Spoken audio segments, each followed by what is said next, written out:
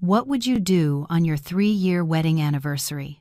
Imagine excitedly carrying a cake home, only to find your mother cowering, bound and gagged to a chair by your husband and best friend, being brutally beaten to force her to sign over the house deeds. That was the hell Skylar Reed faced on that bitterly cold, rainy Chicago night. He thought she was just a regular cop, weak and easy to bully. He laughed, insulted her, and even beat her within an inch of her life right in front of his mistress. But there was a deadly secret the despicable husband didn't know. The wife he was trampling wasn't just another officer. She was the cherished only daughter of one of the country's most decorated army generals. The cake box fell, and with it, the facade of her perfect life shattered. 10 minutes later, as sirens wailed and dozens of SWAT team rifles aimed at their heads, would the treacherous husband still be smiling? This tale of revenge will send shivers down your spine. The December winter rain pierced like icy needles through the dim yellow streetlights, biting into the skin of passers-by. At 11 p.m., the city curled up against the biting cold. High-rise buildings were shrouded in a thick, murky fog, indistinct and chilling.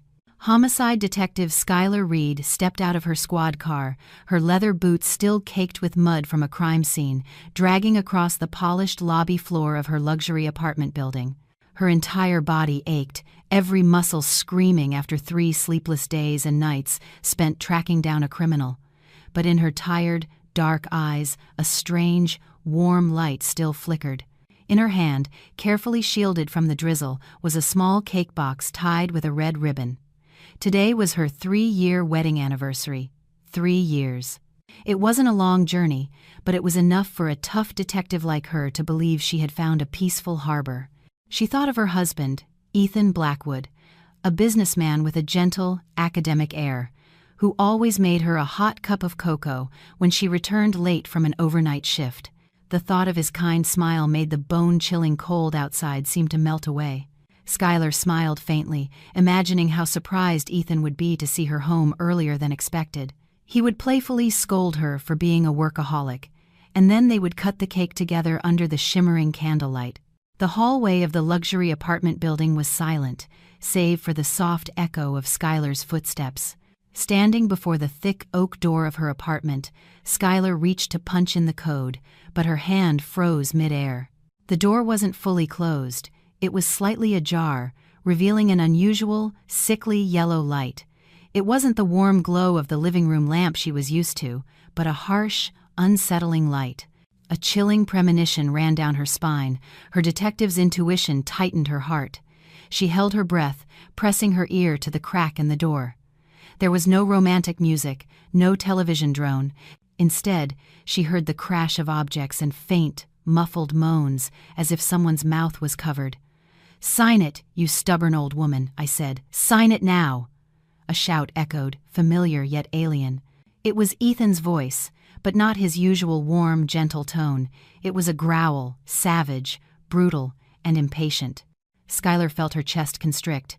She pushed the door open, and the scene before her eyes was so brutal and raw it froze her, rooting her to the doorstep. The living room, which she had meticulously decorated with every flower vase and painting, was now a war zone. Shards of glass were scattered across the polished wooden floor. In the center of the room, on the armchair her father used to love reading in, sat her mother, Eleanor Vance. The 60-year-old woman, who had spent her life hard-working, elegant, and kind, was now bound tightly to the back of the chair with Ethan's own neckties.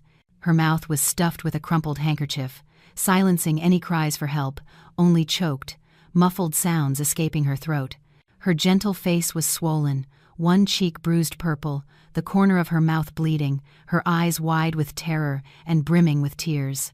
Standing before her was Ethan, Skylar's supposedly exemplary husband, holding a thick stack of documents and slamming them onto the glass coffee table. The sharp clang made one shudder. His shirt was disheveled, sleeves rolled up, revealing veins bulging with rage, his face red and distorted by greed. But what tore Skylar's heart into pieces didn't stop there. Lounging on the armrest of the opposite sofa, with an arrogant, disdainful posture, was Tiffany Hayes. Her best friend from college, the person Skylar had trusted with all her joys and sorrows, whom she had cherished like a sister. Tiffany was wearing a flimsy silk slip, a half-smoked cigarette clutched between her fingers, her red lips curled into a sneer as she watched Eleanor's agony. "Easy there, Ethan. If she faints, who will sign the transfer deeds for you? That old mansion is worth tens of millions. Don't mess this up." Tiffany exhaled a plume of white smoke, her voice seductive but laced with venom. Ethan turned, his eyes bloodshot with savage fury.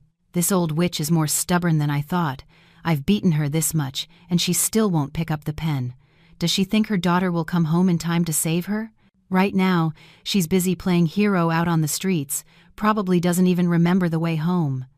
He turned back, grabbed Eleanor's hair, yanking her head back, and pressed his face close to hers, hissing, "Listen, I'm out of patience.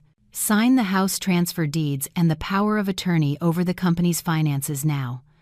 Otherwise, don't blame this son-in-law for being cruel. You want to keep this inheritance for your daughter, huh? Sorry, but everything that belongs to Skylar will soon belong to me." Every word from Ethan was like a sledgehammer blow to Skylar's eardrums. The cake box in her hand slipped. The box hit the floor, its lid popping open. The cake, covered in smooth white frosting and decorated with plump red strawberries that Skylar had meticulously chosen, now lay smashed and scattered across the cold tiles. The white frosting mixed with dirt, looking as pathetic and distorted as the marriage she had once revered. The sound wasn't loud, but in the tense silence, it echoed like an explosion. All movement in the room froze. Ethan and Tiffany simultaneously turned towards the door, their eyes locking. On one side, the stunned horror and fear of villains caught red-handed. On the other, the profound pain, the collapse of trust, and a tsunami of rage surging within the wife and daughter. Skylar stood there, rainwater still dripping from her hair onto her pale face. She looked at Ethan, the man she had kissed goodbye that morning, the man she had vowed to spend her life with.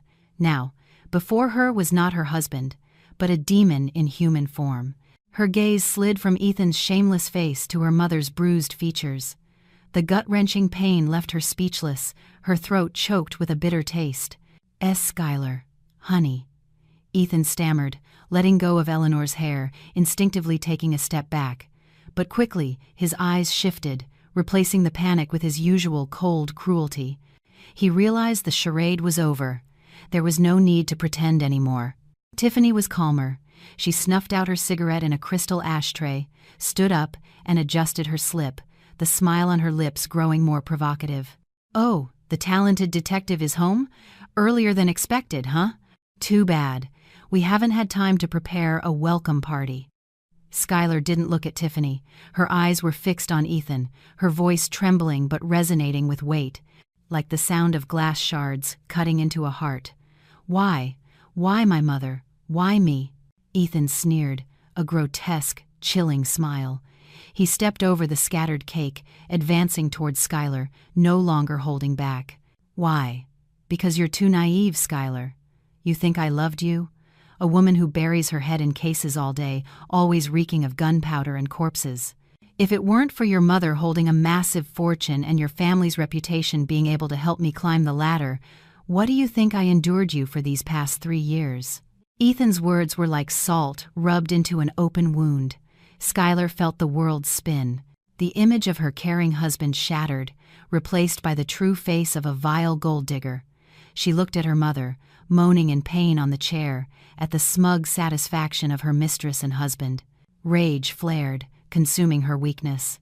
Outside, lightning ripped across the night sky, and the rain poured down as if to wash away all the lies and deceit of the world, but it couldn't cleanse the stain within this house.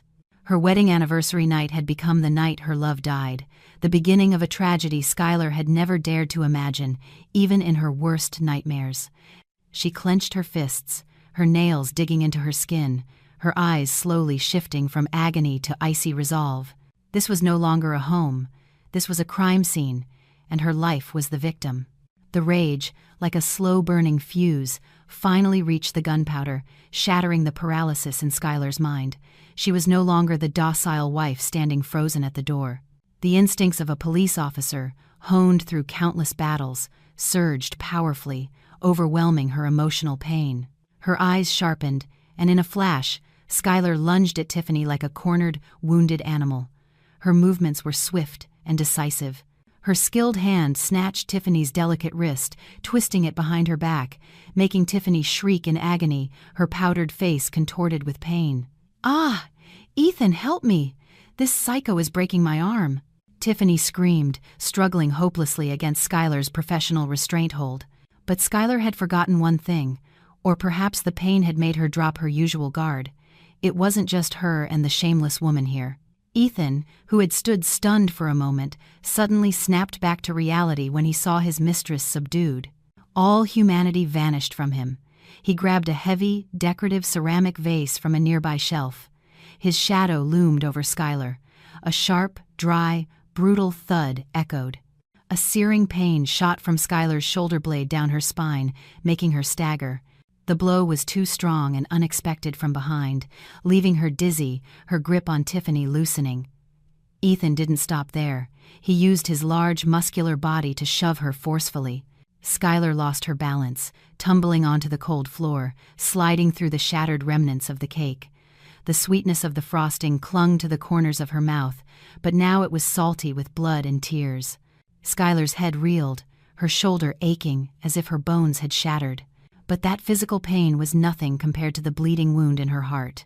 She looked up, eyes blurred with tears, seeing Ethan standing there, still clutching a shard of the ceramic vase, panting like a wild animal after a kill. He looked at her not with remorse, but with contempt and cruelty. Tiffany, rubbing her reddened wrist, stepped beside Ethan, hiding behind him for support, then peeked out with a triumphant smirk. She looked at Skylar sprawled on the floor, pathetic, her hair matted with rainwater and dirt smudged on her white shirt. Her voice, acrid and sharp as a razor, cut into Skylar's self-respect. "Who do you think you are, touching me in this house? A glorious homicide detective. At home, you're just a woman abandoned by her husband." Tiffany snickered, her cruel laughter echoing in the enclosed room, mingling with the chilling sound of rain hitting the window panes. She knelt, looking directly into Skylar's eyes, enunciating each word slowly, ensuring every syllable burrowed deep into her adversary's heart. "You think he loved your stiff, dry personality? Wake up, Skylar. If it weren't for your mother holding on to that prime piece of land, he would have kicked you out 3 years ago." Tiffany's words were like a bucket of boiling water splashed on Skylar's face. Prime land. So that was it. The old family mansion, inherited from her grandparents, a place filled with generations of memories. In their eyes, it was just a juicy commodity. Ethan hadn't married her for love. His tender gestures, his sweet words over the past 3 years were merely a facade to conceal his avarice. He had patiently endured her demanding job, playing the perfect husband, just waiting for the day her mother would let her guard down so he could seize the assets. Ethan seemed to have lost all patience with the women's squabbling. He stepped forward, grabbed Skylar's hair, and roughly yanked her head back, forcing her to look at the armchair. There, her mother, Eleanor, was cowering in fear, tears streaming down her swollen cheeks. She wanted to scream for her daughter to run, but the gag only allowed desperate, muffled sounds to escape. "Open your eyes and look at your mother," Ethan hissed into Skylar's ear, his hot breath reeking of greed on her neck. "I don't have time for your sentimental games. You're a cop. You know the law, right? Be smart and tell the old woman to sign the papers, or I'll show you how helpless a cop is when her loved ones are in trouble." Her hair clutched painfully, forced to watch her mother in such a tragic state. Skylar's heart felt as if it were being crushed. A wave of helplessness washed over her. She wanted to scream, to lash out and tear apart this wretched man. But her reason told her that her current strength couldn't overcome his madness. He had dared to lay hands on her mother. He had dared to strike her, which meant he was prepared for the worst. He was desperate, and a desperate man would do anything. In that moment of life and death, on the thin line between survival and oblivion, Skylar's survival instincts and detective training became sharper than ever. She realized that confronting him with force now would be suicide. She needed a cool head, she needed backup, and most importantly, she needed evidence. Skylar forced herself to suppress the agony tearing through her body, pretending to be exhausted and resigned. She slumped, allowing Ethan to grip her hair, letting out faint, weak sobs to deceive his vigilance. But beneath her mud-splattered trench coat, her left hand subtly moved, her thumb trembling but precisely finding the side button of the smartwatch on her wrist. A long press 3 seconds activated the silent SOS. It wasn't a 911 call, but a direct distress signal to the security detail assigned to her father, General Vance. On the other end, his team would undoubtedly receive the GPS coordinates and the distress signal from his only daughter. A faint glimmer of hope sparked in Skylar's heart, but she knew she had to buy time. At the same time, Skylar's eyes darted to the floor. Her phone had flown out when she fell, now lying face down near the edge of the rug, just a handspan from her right hand, its screen dimly lit. Taking advantage of Ethan turning to yell at Tiffany for more rope, Skylar subtly shifted, her finger lightly sweeping across the familiar touchscreen. The voice recording app was activated. Now, every word, every sound in this room would be their death sentence. "Ethan," Skylar spoke, her voice hoarse, a weak whisper, just loud enough for Ethan to hear. She looked up at him, her eyes no longer defiant, but filled with a feigned plea, masking her icy calculation within. "Please, don't hurt my mother. She's old and frail. I'll do whatever you want. The assets, the money I'll tell Mom to sign, but you have to promise to spare her." Hearing this, Ethan burst into laughter, his booming laugh echoing off the 4 walls, grating. He let go of Skylar's hair, dusting his hands as if he had touched something dirty. He believed she was completely broken. "That's better, isn't it? If you'd been reasonable sooner, it wouldn't have been so painful." Ethan smirked, winking at Tiffany. "See? Even a cop is just a woman. Faced with money and their life, they'll all kneel." Tiffany pouted, walked closer, and dug the tip of her high heel into the back of Skylar's hand, gritting her teeth. "Sign quickly, don't try any tricks. If this isn't done tonight, don't blame us for getting rough." Skylar bit her lip until it bled, to suppress a scream of pain. She lay still, enduring, shrinking like a small animal awaiting its moment. In the darkness of despair, the phone silently continued recording, and the SOS signal had begun to permeate the air, carrying with it the wrath of a father rushing to her aid. The real confrontation had only just begun, not with fists, but with a breathless battle of wits. Ethan's sinewy hand tightened around Eleanor's frail wrist, forcing her trembling thumb down hard onto the open, crimson ink pad on the table. Eleanor struggled in despair, muffled sobs choked behind the gag, tears mingling with cold sweat. Skylar lay there, helpless, watching the brutal scene, her heart so constricted she could barely breathe. Ethan, now completely devoid of humanity, snarled like a beast crazed by the scent of money, his eyes bloodshot with vile schemes. He raised his hand, intending to deliver another brutal slap to his elderly mother-in-law to crush her last resistance. But that hand would never reach its target. At that critical moment, a sound ripped through the eerie night, not from within the suffocating room, but echoing from outside, from the vast open air. The distinct wail of police sirens blared, interweaving from a distance, growing closer, then erupting directly beneath the luxury apartment building. The sound was sharp, authoritative, cutting through the murky fog of crime. Ethan froze, his hands suspended mid-air. He and Tiffany had barely registered what was happening when, from the reinforced glass windows on the 10th floor, powerful beams of light from specialized floodlights pierced directly into the apartment. The living room, previously a chaotic mix of light and shadow, suddenly blazed with dazzling brilliance, as bright as day.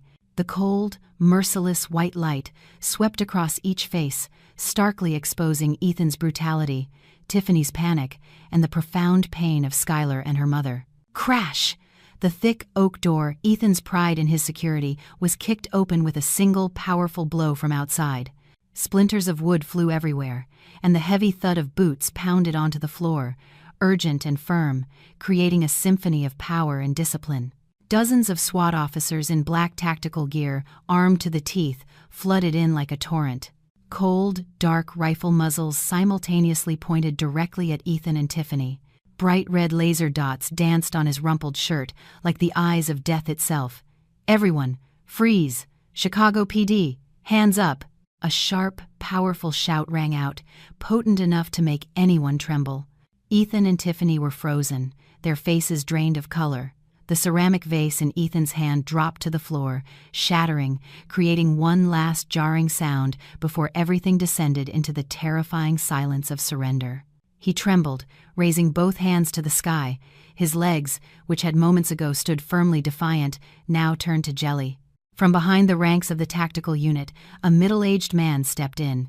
He wore a crisp blue military uniform, his shoulder boards gleaming with the stars of a general under the floodlights. His face was stern, etched with the crow's feet of years of hardship, but his eyes were sharp as knives, exuding an authority that no one dared to meet directly. It was General Maxwell Vance, a living legend in the armed forces, whose name Ethan had only heard in whispered rumors, and whom he had always dreamed of meeting to seek favor. But he had never imagined their first encounter would be in such a twisted and humiliating circumstance. Walking directly behind him was Detective Ben Carter, Skylar's boss, still with his usual calm demeanor, but today, in his neat police uniform, he exuded solemnity and intense concern. His eyes swept quickly across the room, and when he saw Skylar lying on the floor with injuries, his eyes darkened, and a controlled fury was evident on his gentle face. "Officers, there must be a misunderstanding. This is a family matter, my wife," Ethan stammered, his lips trembling, trying to find some foolish explanation. But his words were cut short by an action that made him feel as if the ground beneath him had just crumbled. General Vance didn't even glance at him. He walked straight to Skylar, who was trying to push herself up, and bent down to help her. His voice resonated with the deep sorrow of a father. "I'm late, sweetheart. I'm so sorry." "Sweetheart, Dad." Those words exploded in Ethan and Tiffany's minds like a bombshell. Ethan watched, wide-eyed, as one of the most powerful men in the country gently helped Skylar to her feet, watched as the surrounding SWAT officers lowered their weapons and stood aside, their movements showing a clear deference and respect he had never seen before. The air in the room seemed to congeal, the truth laid bare, brutal and raw. Skylar Reed, the wife he had always dismissed as a regular civil servant, the woman he thought came from a modest family with only a small inheritance from her widowed mother, turned out to be the cherished, only daughter of General Vance. She had kept her identity hidden, living a simple life, enduring his contempt, all to maintain peace for her family and pursue her own ideals. Ethan felt his chest hollowed out. He had planned 100 ways, deceived countless people, but in the end, he had walked right into a trap. He had poked the sleeping dragon. He had not only beaten his wife, he had assaulted a police officer, and worse, the daughter of the man who held life and death in his hands. The regret he felt did not stem from conscience, but from an overwhelming fear of the price he was about to pay. "Handcuff them," Ben Carter ordered, his voice cold as ice. 2 SWAT officers rushed forward, tackling Ethan and Tiffany to the floor, the cold clatter of metal echoing. The handcuffs snapped shut behind Ethan's back, pressing his face tightly against the cold floor, right next to the scattered remnants of the cake he had just trampled. At this moment, Ethan's arrogant, cruel facade completely shattered. He writhed, craning his constrained neck to look toward Skylar, who was leaning on her father's shoulder. The despicable nature of a petty villain was exposed as he began to cry and beg, tears and snot mingling with the dirt on the floor. "Skylar, Skylar, please tell your dad. I was wrong. I was seduced by that woman. I was just momentarily confused, honey. We're married, Skylar, 3 years together. How can you stand to see me go to prison? Skylar, forgive me. I'll sign the divorce papers. I'll give everything back. I won't take anything. Skylar." Beside him, Tiffany also wailed pathetically, blaming Ethan for everything. "It wasn't me. He forced me. Skylar, I was tricked. I didn't know anything. Please forgive me." Their mournful, pathetic pleas echoed in the room, a stark contrast to their fierce, brutal demeanor just minutes before. Skylar stood there, leaning on her father's steady shoulder, looking down at the man who had once been her entire world. She saw fear in his eyes, but absolutely no love or genuine remorse. He only feared power, feared prison, not the pain he had inflicted upon her. Skylar's heart ached, not from regret, but from pity for herself. Pity for 3 years of her youth, mistakenly given to a monster. She had thought she would feel triumphant seeing him kneel at her feet, but now only an empty, desolate void remained within her. Revenge felt bitter. Skylar slowly detached herself from her father's arm and stepped closer to Ethan. He thought she was softening, a glimmer of hope in his eyes. "Skylar." But Skylar said nothing. She looked at him with the eyes of a stranger, eyes from which all flames of love had died, leaving only cold ashes. She quietly bent down, picked up the wedding ring from her left ring finger, and removed it. The simple, plain ring she had once cherished more than life itself. She dropped it in front of Ethan. Clang! The sound of metal hitting the tiled floor was dry, marking the end of a marriage tainted by calculation. Skylar turned her back, not bothering to look at him again. She walked quickly towards the armchair, where paramedics were tending to Eleanor. Skylar knelt, embracing her mother, burying her face in her frail chest. Her tears finally burst forth, hot and salty. Eleanor's trembling, swollen hand reached up to stroke her daughter's hair. Mother and daughter wept in each other's arms, surrounded by police, amidst the ruins of a family. Ethan was roughly dragged out the door. He glanced back at Skylar's retreating figure. For the first time in his life, he felt a true sense of loss. He had lost not only his freedom and money, but he had lost the only woman in this world who had loved him unconditionally. Outside, the rain still poured, washing away the dirt of the world, but it could not wash away the scars in the hearts of those left behind. Tonight, Ethan's nightmare had only just begun, but for Skylar, despite the profound pain, she knew that the dawn of truth had finally broken. The night hospital was steeped in a chilling silence, a silence not of peace but permeated with the smell of antiseptic, of life and death, and of unspeakable pain. In the VIP patient room, isolated at the end of the corridor, the dim yellow nightlight cast flickering shadows on the stark white walls, mirroring the chaotic state of Skylar Reed's mind. The rhythmic beep of the heart monitor, beep, beep, beep. Each dry sound, like the ticking of time, reminded her that her mother was still alive, but also simultaneously plunged her into profound regret. Skylar huddled on the padded chair beside the bed, her thin hands clasped together until they were white, her vacant eyes fixed on her mother's IV-drip hand. On the wrinkled, age-spotted skin of the 60-year-old woman were mottled bruises, clearly showing the brutal finger marks of Ethan. Her wrists were swollen and purple, the remnants of cruel knots, tied with the very ties Skylar had meticulously fastened for her husband each morning before work. Skylar reached out to touch her mother's wounds, but then recoiled, as if afraid her touch would cause more pain, or perhaps afraid that her own hands that had once caressed and embraced the man who did this, were no longer worthy of soothing this suffering. Her tears had dried at the police station, but now, in this silence, they began to seep out again, not gushing like a waterfall but silently, bitterly, flowing inward, a heartbreaking sorrow. A cold draft seeped through the slightly ajar window, carrying the lingering dampness of the rainy night, making Skylar shiver. But the chill on her skin was nothing compared to the storm raging in her memory. Images of the past 3 years, slow-motion scenes of the marriage she had once been proud of, now returned like a nightmare. She remembered when she had a severe case of pneumonia, bedridden, and Ethan had taken a week off work to care for her. He had cooked porridge himself, blowing on each spoonful before feeding her, staying up all night to apply cold compresses to lower her fever. Back then, he looked at her with such deep affection. He said, "You are my whole world. Seeing you in pain hurts me 100 times more." How could those words, those eyes have been false? Then she remembered her mother's birthday last year, when Ethan had promised during a Thanksgiving dinner, in front of her whole family, that he would care for her mother and her for the rest of their lives. He had played the role of a perfect, devoted son-in-law so convincingly that her mother, who was usually cautious and discerning, had smiled with satisfaction and entrusted her daughter to him. A play! It was all just a play.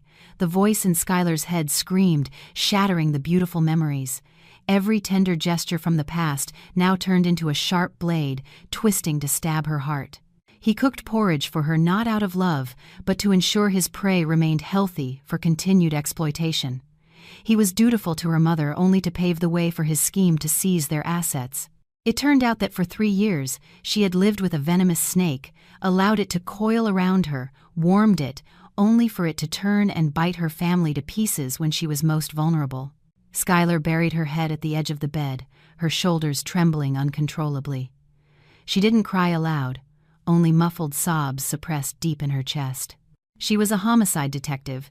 She was trained to have a cool head, a heart of steel in the face of crime. She had confronted the most dangerous criminals, had seen blood-soaked crime scenes without flinching. Yet, in the face of her own life's tragedy, she had failed miserably. She had meticulously examined every clue of strangers, but was blind to the true intentions of the man she shared her bed with. "Mom, I'm sorry. It's my fault," Skylar whispered, her voice broken, sobbing like a lost child. Regret gnawed at her soul like acid. If she hadn't loved Ethan, if she hadn't brought him home, her mother wouldn't have endured this pain. Her blind love had opened the door to the enemy. The hospital room door gently opened, softly, silently. A tall figure entered, bringing a touch of the lonely corridor's chill, but also a strange sense of stability and safety. It was Ben Carter. He was no longer in uniform, but had changed into a charcoal gray turtleneck sweater and a long trench coat. He stood there, watching Skylar slumped by the hospital bed, his eyes behind his glasses unable to hide his sorrow. He didn't approach to comfort her, didn't utter empty words like, "Be strong or it will pass." He knew that any words of comfort now would be superfluous, even cruel, given the pain she was enduring. Ben gently placed a thermos mug on the table. The sweet, rich aroma of hot cocoa permeated the gloomy space, dispelling some of the room's coldness. "Drink this to warm your stomach." His deep voice was soft as falling leaves. "You haven't eaten since last night." Skylar looked up, her swollen, red-rimmed eyes meeting his. In that moment, she didn't see her stern boss, but simply a calm, patient man standing there for her. He didn't ask questions, didn't judge. He simply was present. His presence was like a sturdy pillar amidst the storm ravaging her soul. Skylar reached for the cocoa, the warmth from the mug spreading to her cold hands. She took a small sip. The sweet and bitter taste of the cocoa slid down her throat, soothing the bitterness on her tongue and her churning stomach. "Thank you, boss," Skylar murmured. Ben pulled a plastic chair from the corner of the room closer, but maintained enough distance so she wouldn't feel her personal space invaded. He sat down, back straight, hands clasped on his knees, the posture of a soldier on guard duty. "I've already cleared it with General Vance. You have indefinite leave until you feel better," Ben said, his eyes looking out the dark window, avoiding her haggard appearance to spare her embarrassment. "The investigation team is doing excellent work. Ethan and Tiffany won't escape. Just focus on your mom." Skylar nodded faintly. She knew Ben was taking on her responsibilities, silently cleaning up the mess her marriage had left behind. This man had been behind her for years, quietly observing, quietly protecting, never asking for anything in return. Compared to Ethan's flowery, empty words, Ben's silence was 1,000 times more sincere and trustworthy. The exhaustion from the emotional and physical shock began to set in, pulling Skylar's eyelids down. The warm cocoa and Ben's reassuring presence made her body relax slightly. She slumped her head onto the edge of the bed, beside her mother's hand, sleep hovering. In her restless, dream-filled slumber, Skylar found herself in a desolate field, surrounded by raging fire. She saw Ethan standing there, mocking her, a lighter in his hand, setting her wedding dress ablaze. She wanted to run but couldn't lift her feet.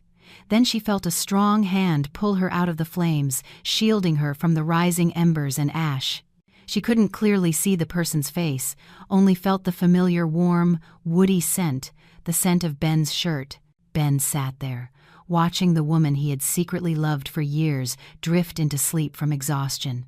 He gently stood up, took off his trench coat, and carefully draped it over Skylar's shoulders. His movements were cautious, tender, as if afraid of breaking a precious porcelain doll. He looked at her face, which, despite being pale and drawn, still exuded a resilient stubbornness. "Sleep, Skylar," he whispered into the air. "When you wake up, everything will be different. I won't let anyone hurt you again." He returned to the bench in the hallway, sat down, arms crossed over his chest, eyes fixed on the hospital room door like a silent, protective statue. Tonight, he would stay awake to guard her sleep.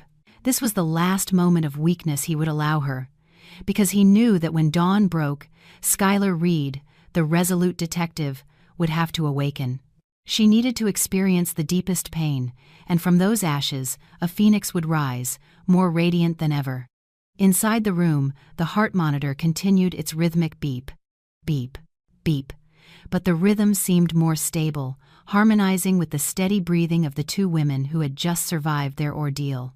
The dark night still enveloped them, but the seeds of revenge and rebirth had begun to sprout in that tearful sleep. 1 full month, 30 days had passed since that fateful, stormy night. For ordinary people, time is a healer.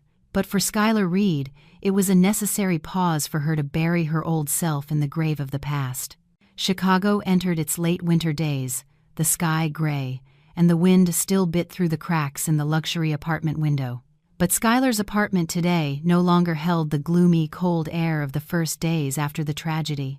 She stood before a large mirror in her dressing room, her vanity cluttered with expensive cosmetics she had never bothered with before.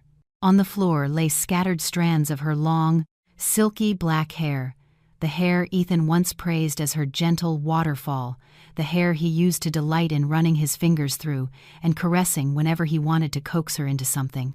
Skylar held sharp scissors, looking at her reflection in the mirror.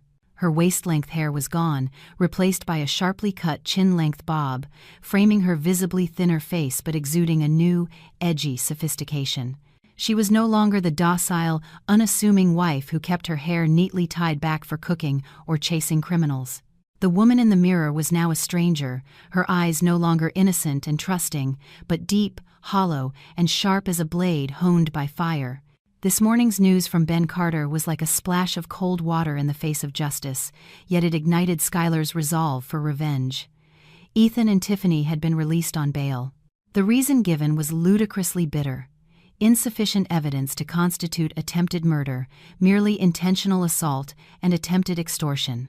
Moreover, a shadowy force, the masterminds behind the money laundering syndicate, had intervened, hiring high-powered lawyers to twist black into white, transforming perpetrators into patients needing release for psychological treatment.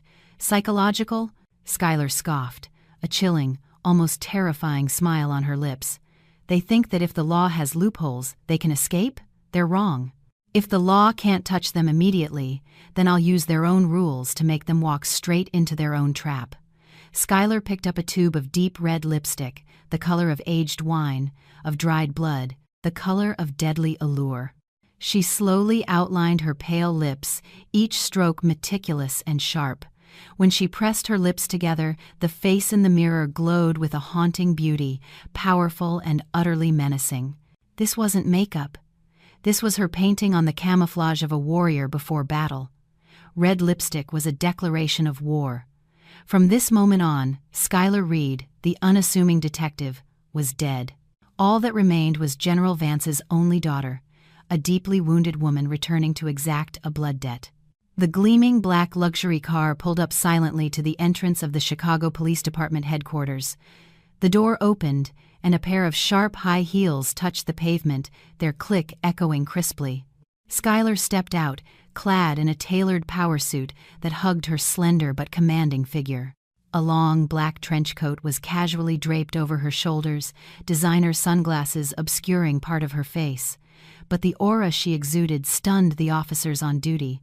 They almost didn't recognize their usually modest colleague.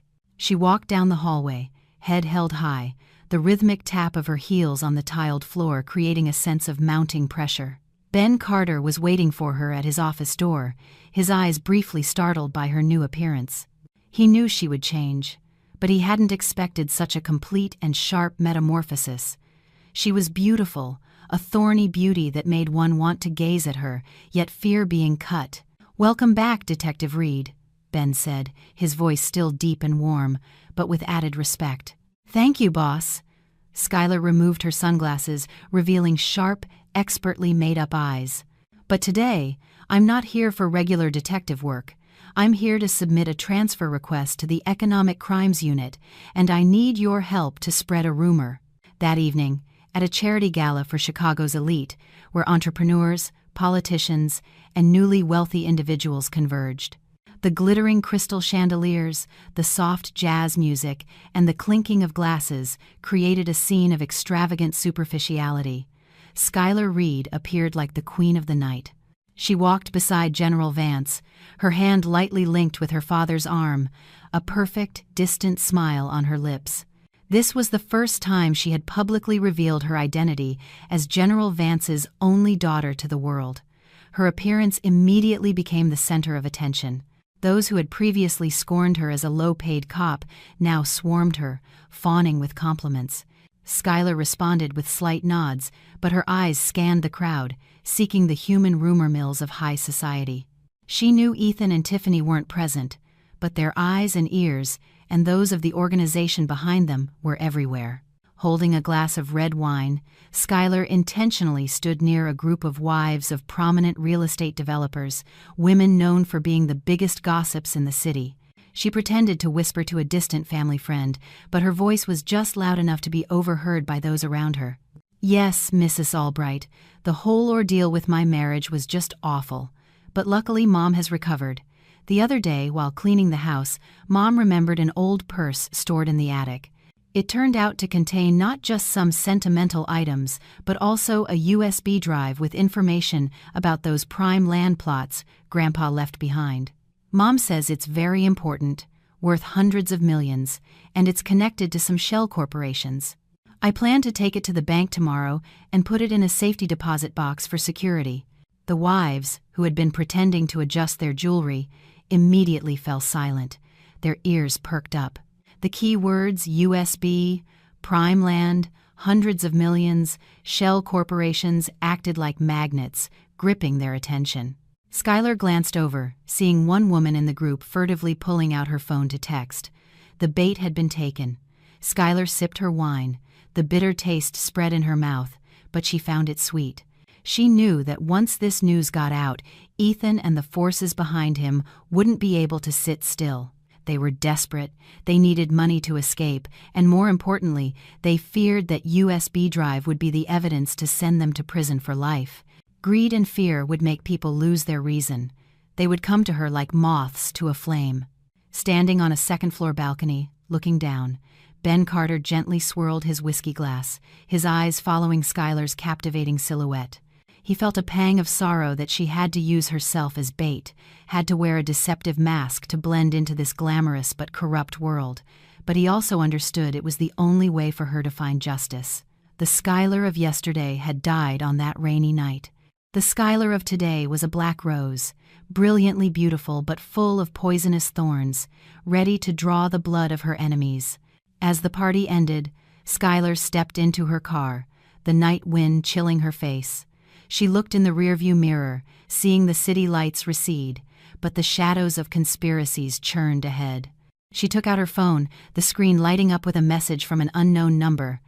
"Welcome back to your world, but be careful not to fall too hard." It was Ethan. He was watching her. Schuyler wasn't afraid. Instead, she smirked, her thumb lightly brushing the screen, deleting the message. "Just wait, Ethan Blackwood. The real show has just begun," she muttered, her voice lost in the roar of the car engine as it sped into the night, beginning the hunt of the one who had once been prey. The dilapidated apartment, tucked deep within a damp, narrow alley in a working-class neighborhood where the smell of garbage mingled with the musty odor of peeling plaster, had become the reluctant hideout for Ethan and Tiffany after their release on bail. Gone were the luxurious mansion and the extravagant parties. Reality lashed them with the harsh truth of money. Bitter arguments erupted, tearing through the quiet of the muggy summer afternoon. Tiffany hurled her designer handbag, the last valuable item not yet pawned, onto the bed, screaming, "You said you could handle it. Handle what? Now we have to haggle over money for ramen noodles. Look at yourself. You used to be a CEO, and now you're hiding in this dump?" Ethan took a long, hard drag from his cigarette, smoke billowing, obscuring his haggard face, his eyes deeply shadowed from sleeplessness and scheming. He glared at his mistress. The charming, elegant demeanor of old had vanished, replaced by the gaunt, savage look of a desperate gambler. "Shut up! If it weren't for your stupidity for leaving loopholes, would we be in this mess? Our bank accounts are frozen, and the lawyers are like vultures picking us clean. Do you think I'm enjoying this?" The argument was on the verge of turning physical when Ethan's phone vibrated violently on the rickety wooden table. He glanced at the screen. It was an unknown number, but the last 4 digits, all threes, made him start. He answered, listened for a few sentences, and his expression shifted from anger to astonishment. Then finally, a spark of greedy light flickered in his cloudy eyes. "What? She's planning to sell the land in Lake Geneva? And she has the USB drive?" Ethan stammered, his hand trembling as he ended the call. He turned to Tiffany. His earlier anger suddenly vanished, replaced by the conspiratorial gaze of desperate allies. "An opportunity has come. Skylar is planning to sell the ancestral land to get money to move abroad. Intelligence says she found the USB drive in the old storage room. She's holding the syndicate's vital evidence." Hearing the words USB drive, Tiffany's eyes lit up like car headlights. That was their life insurance policy, the key for them to extort the syndicate or use it to bargain for a way out. Greed and fear reforged the fragile alliance of the two guilty lovers, an alliance that had been on the verge of collapse. Meanwhile, at a quiet garden cafe, Skylar sat opposite Ben Carter. On the table was a meticulously crafted fake file, complete with crimson seals, detailing land transfer deeds and an immense asset statement. Skylar gently stirred her unsweetened iced coffee, watching the ice cubes melt, dissolving into the dark liquid, much like her heart felt now cold and bitter. "Are you sure you want to meet him?" Ben asked, his finger tapping lightly on the table in an anxious rhythm. "Ethan is a cornered dog now. He might do something reckless." Skylar smirked, a beautiful but knife-sharp smile. "Precisely because he's cornered, he'll be easy to trap. He's confident he understands me. He thinks I'm still the lovesick girl from before. I'll show him that what kills a man isn't bullets, but illusion." That afternoon, Chicago experienced a sudden downpour. In a luxurious French restaurant, where Ethan used to take Skylar for anniversaries, the cozy atmosphere with golden candlelight and soft violin music utterly contrasted with the dark intentions of those seated within. Ethan appeared in a worn but freshly pressed suit, trying to salvage some of his former charm. He carried a bouquet of deep red roses, a type of flower Skylar once loved, but now they looked like drops of fresh blood bleeding from a past wound. He approached Skylar's table, his eyes conveying such profound remorse that an outsider would have thought this was an emotional reunion. "Skylar, thank you for agreeing to see me," Ethan said, his voice low, trembling with emotion. He placed the bouquet on the table, reaching to take Skylar's hand resting on the immaculate white tablecloth. Skylar subtly withdrew her hand, the movement decisive enough to reject, yet hesitant enough to offer hope. She looked at him, her eyes glistening with unshed tears, a perfectly executed performance she had rehearsed hundreds of times in front of the mirror. "Do you still have the nerve to come here after everything you've done to my mother and me?" Ethan knelt right there, oblivious to the stares of other diners. He knew that pride was worthless now. "I was wrong, Skylar. I'm a bastard, but you have to believe me. It was all Tiffany's instigation, and those mobsters forcing me. I had no other choice. I never wanted to hurt you. I truly loved you." Skylar watched the man kneeling at her feet, her stomach churning with nausea. How easily those slick lies rolled off his tongue. She picked up her wine glass, gently swirling the red liquid, which reflected a bitter smile on her lips. "Loved me?" Skylar asked, her voice soft as a whisper. "If you loved me, why did you cheat? Why did you beat my mother?" Ethan looked up. Seeing Skylar's lack of harshness, he thought the bait had been taken. He began his psychological warfare, his tone becoming desperate, pleading. "I was framed. Tiffany drugged me and recorded it to blackmail me. I was afraid of losing you, afraid of losing our family, so I had to obey her. I suffered so much, Skylar. Now I've lost everything. I just need your forgiveness. I'm ready to start over, to work like a dog to atone for my mistakes." Skylar remained silent for a long time, her eyes distant, gazing out at the rainy window. Her silence made Ethan hold his breath. waiting. Finally she sighed, a deliberately weak sigh. "I'm so tired, Ethan. My mother is confused. She insists on holding on to the USB drive we found in storage, saying it's some kind of evidence. As for the land in Lake Geneva, I plan to sell it to take Mom abroad for treatment, but as a woman alone, I don't know who to trust." The key words USB drive and sell land made Ethan's heart pound. He suppressed his excitement, gripping the edge of the table, his voice urgent. "Don't sell it so fast, honey. That land is appreciating. Selling now would be a loss. And give me the USB drive. I know how to handle it so no one can harm you. Let me help you one last time, as a way to atone for my mistakes." Skylar turned to look directly into Ethan's eyes, her gaze now deep as an ocean, containing both invitation and death. She leaned forward, whispering, "Do you really want to help me? What about Tiffany? She's still with you, isn't she?" Ethan didn't hesitate.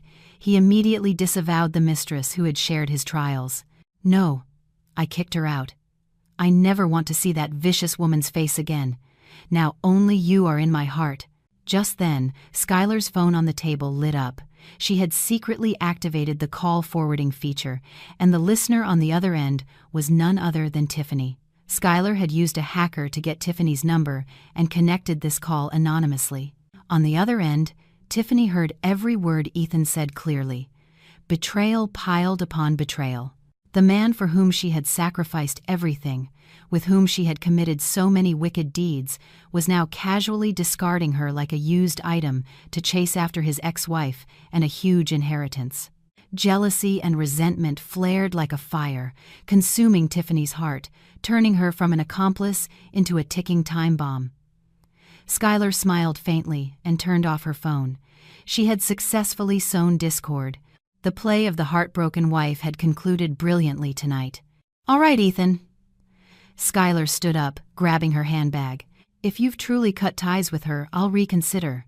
Tomorrow night, at 8, at the old house in Lake Geneva, I'll bring the USB drive and the land deeds. We'll talk one last time."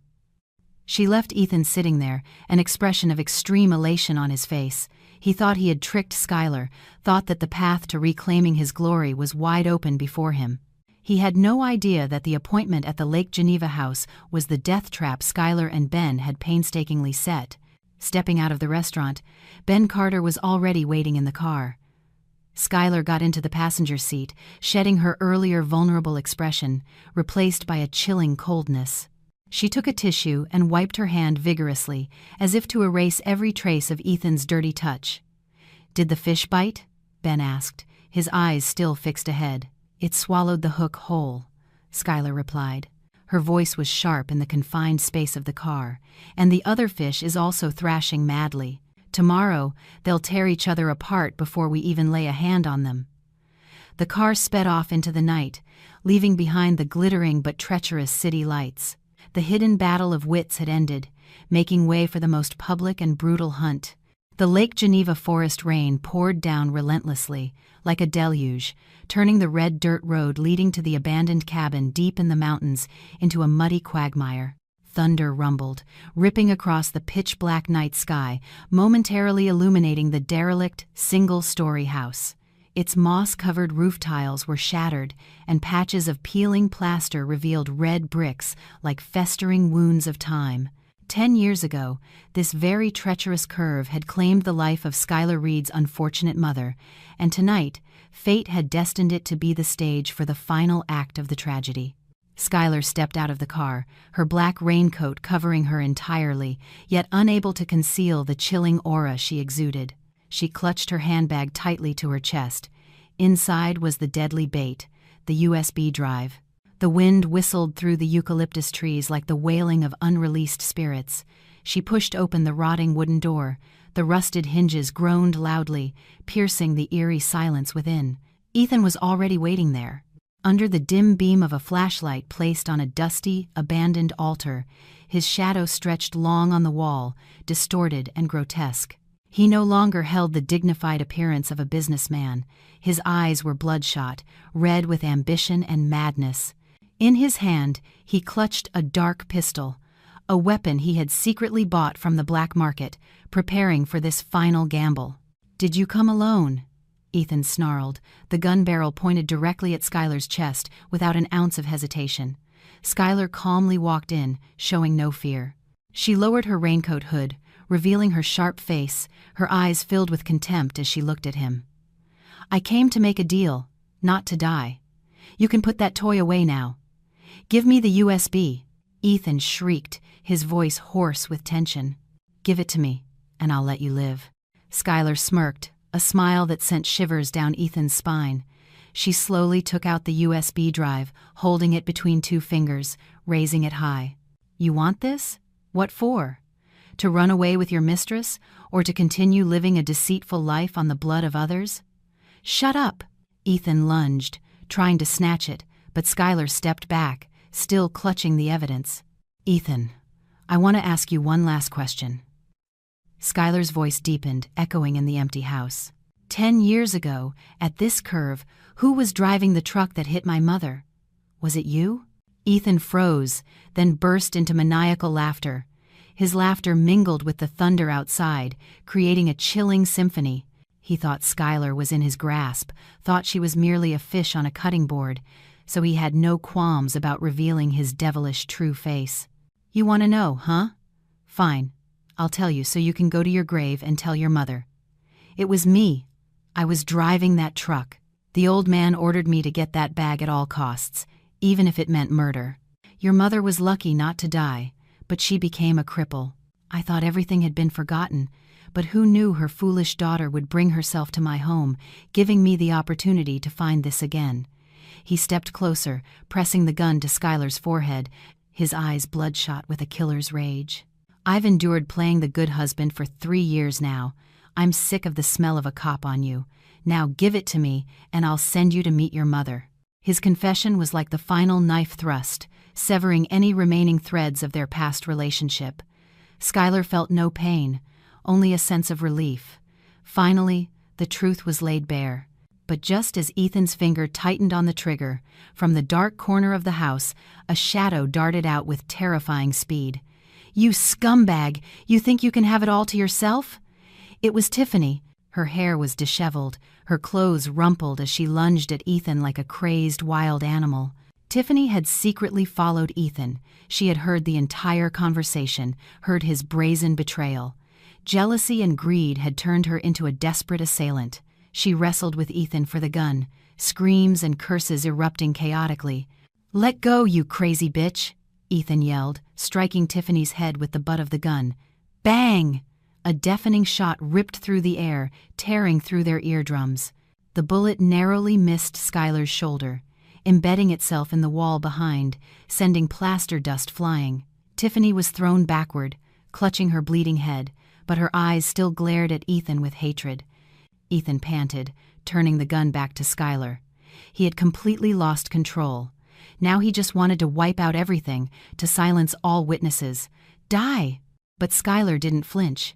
She stood there, resolute amidst the storm, her eyes blazing like torches. She looked directly into the dark gun barrel, the corner of her lips curving into a haughty, cold smile as she pronounced judgment. "Ethan Blackwood, the show is over." Ethan was stunned, still comprehending, when suddenly, whoosh, whoosh, whoosh, a series of powerful floodlights from all 4 sides of the surrounding trees snapped on, illuminating the abandoned house, turning night into day. A megaphone blared, sharp and powerful as lightning striking the culprits' heads. "This is the Chicago Police Department. Ethan Blackwood, you are surrounded. Drop your weapon." Ethan's face went pale, his limbs limp. He looked out the window, seeing dozens of sniper rifles pointed directly at him. From the shadows, Ben Carter led the tactical unit, rushing in like ghosts. "No, it can't be!" Ethan screamed in despair. He tried to pull the trigger in a last-ditch effort to drag Skylar down with him, but Skylar was 1 step faster. She didn't need anyone to save her. She saved herself.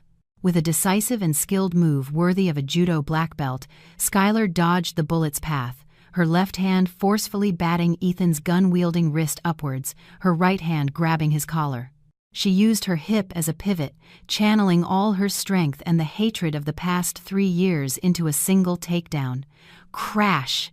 Ethan's entire large body was thrown, face first, onto the dusty floor. The sound of his ribs hitting the ground was chilling. Before he could recover, Skylar's knee was firmly pressed into his back, locking his movements. Click! The cold sound of handcuffs echoed, snapping shut around Ethan's wrists behind his back. The sound of justice. The sound of an end. Skylar stood up, dusting off her sleeves, looking down at the man writhing at her feet. He screamed and cursed, struggling like a crushed insect. Tiffany, in the corner, was also subdued by two tactical officers, weeping hysterically. Ben Carter walked over, placing a hand on Skylar's shoulder, his eyes filled with pride and concern. "You did well. All his confessions have been transmitted directly to headquarters. He has nowhere to deny it now." Skylar nodded.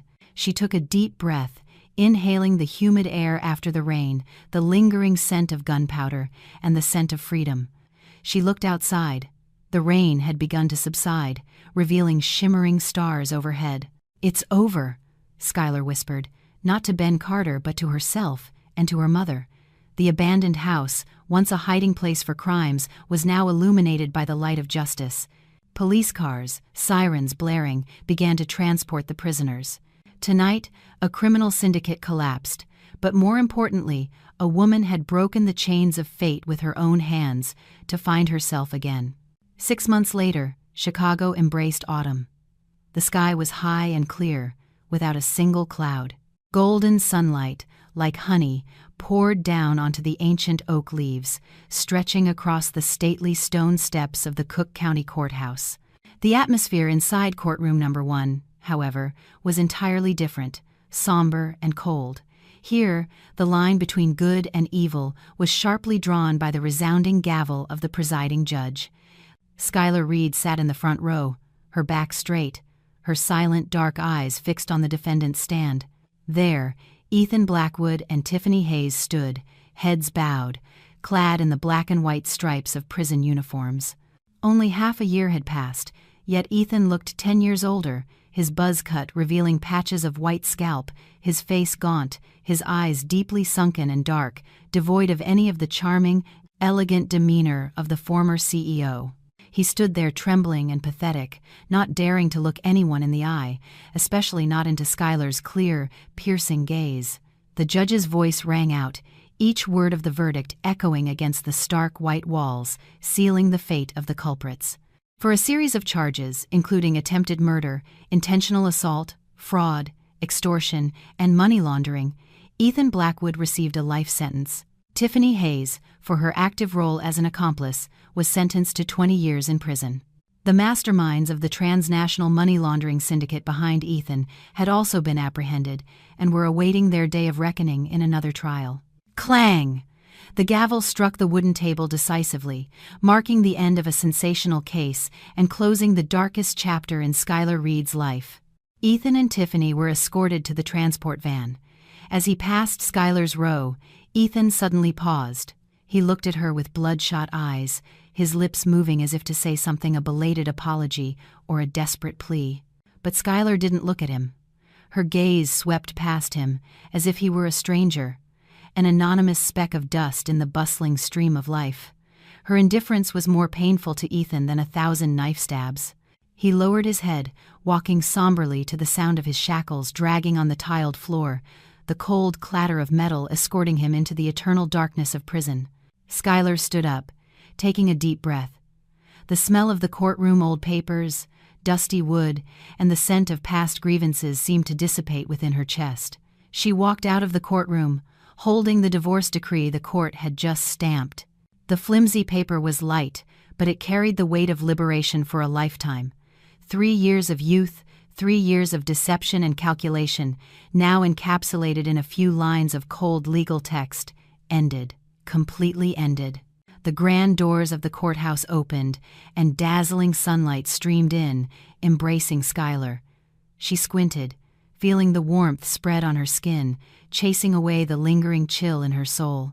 The autumn wind tousled her stylish bob, tugging at her pristine white shirt, making her feel as light as if she had shed a 1,000-pound burden she had carried for so long.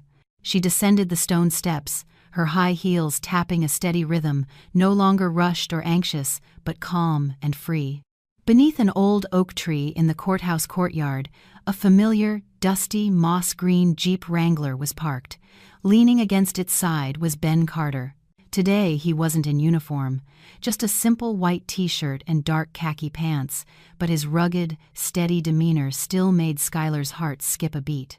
He stood there, patient and silent, just as he had always been present in her life through all those years. Not boisterous, not showy, but always the safest anchor whenever she wavered. Seeing Skylar approach, Ben didn't rush to her. He simply straightened up, removed his sunglasses, revealing warm eyes crinkled with a gentle smile. He looked at her, his gaze filled with understanding and respect. He didn't ask, "Are you sad?" Nor did he say, "Congratulations on winning," because he understood that in this emotional battle there were no real winners, only those who survived the pain to grow. Skylar walked closer to him, flashing a radiant smile, the first genuine smile after a long string of tearful days. "It's over," she said softly, holding up the paper in her hand, then tucking it into her handbag as if putting away a painful memento into the cupboard of the past. Ben nodded. He reached out and gently brushed a stray lock of hair from her forehead, a tender, natural gesture that brought a strange warmth to Skylar's heart. There were no roses, no cheesy declarations of love by candlelight, but between them was an invisible bond, stronger than any solemn vow. It was trust built from shared trials, from sleepless nights spent solving cases together, and from the boundless patience he had shown for the scars in her heart. "Let's go home," Ben said. His deep voice mingled with the rustling of leaves. "Mom's waiting for dinner. She cooked your favorite chicken soup today."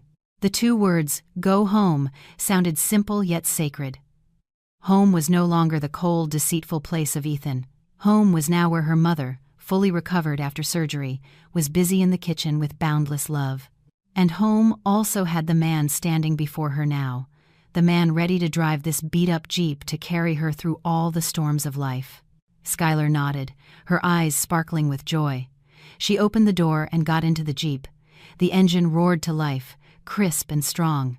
The car pulled away from the courthouse gate, merging into the bustling traffic of Chicago's streets. Through the car window, Skylar watched the city transform in the afternoon sun.